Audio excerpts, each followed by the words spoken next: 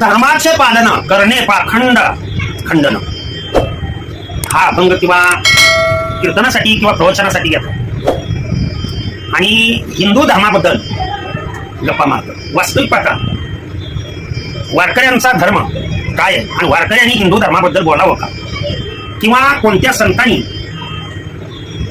वारकऱ्यांनी धर्म कोणता सांगितलाय,